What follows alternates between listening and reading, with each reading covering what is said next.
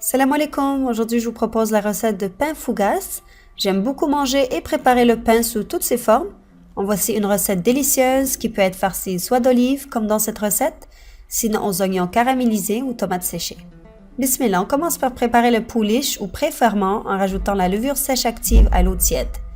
Rajoutez une cuillère de sucre, remuez, puis laissez reposer environ 5 à 10 minutes. Ensuite, versez ce mélange sur la farine, puis bien mélanger. La pâte sera très collante. Couvrez d'une pellicule en plastique, puis laissez reposer dans un endroit tiède environ 1 heure ou plus, si vous pouvez le permettre, jusqu'à bien gonfler et remplir de bulles. Pour accélérer le processus, j'ai allumé le four et je l'ai laissé environ 3 minutes pour chauffer légèrement, et ensuite je l'ai éteint. Placez le pré-ferment dans le four pour gonfler. Entre-temps, préparons la farce aux olives en rajoutant de fines herbes aux olives vertes et noires dénoyautées, puis aussi de l'huile d'olive. Les olives peuvent être entières ou coupées en deux, ce qui vous arrange. Couvrez d'une pellicule en plastique, puis laissez mariner. Une fois le pré-ferment bien gonflé et plein de bulles, rajoutez l'eau tiède, puis bien mélanger.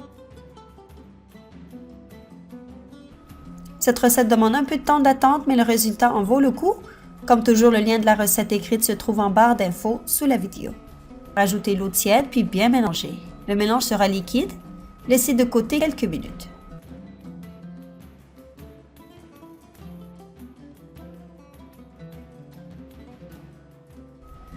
Dans la cuve du robot, rajoutez la farine ainsi que ce mélange de pré-ferment, puis pétrissez environ 10 minutes jusqu'à l'obtention d'une pâte molle et un peu collante.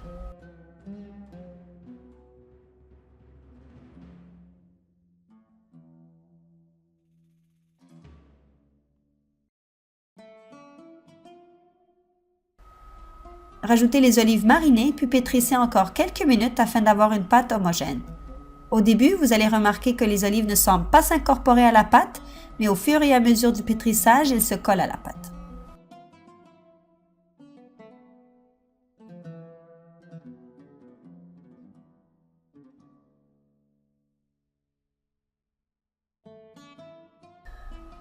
Huilez un grand saladier puis déposez la pâte. Couvrez d'une pellicule en plastique puis laissez reposer 1 heure environ afin qu'elle double de volume. La pâte sera légèrement collante.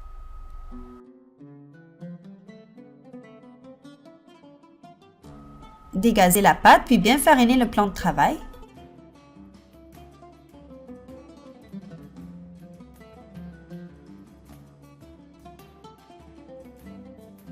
Déposez-la sur le comptoir puis découpez en 2 parts égales pour faire 2 fougasses de grande taille.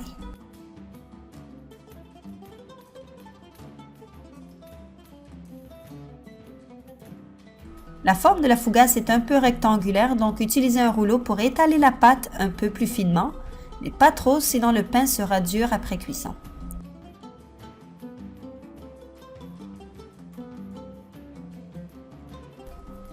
Ensuite, faites une incision au centre de la pâte ainsi que 3 incisions de chaque côté en essayant d'aller en biais.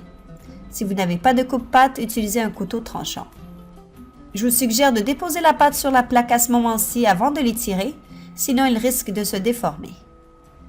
Couvrez d'une serviette puis laissez reposer 45 minutes. Finalement, faites cuire au four à 200 degrés Celsius pendant environ 15 à 20 minutes. En fin de cuisson, au moment de faire dorer le dessus, j'ai beurré le pain afin de le colorer davantage. Vous aurez l'impression que le pain n'est pas cuit de par sa couleur pâle, mais si la pâte est dorée en dessous et légèrement sur le dessus, c'est cuit. Une fois sorti du four, badigeonnez le pain d'huile d'olive. Le pain restera moelleux même après cuisson.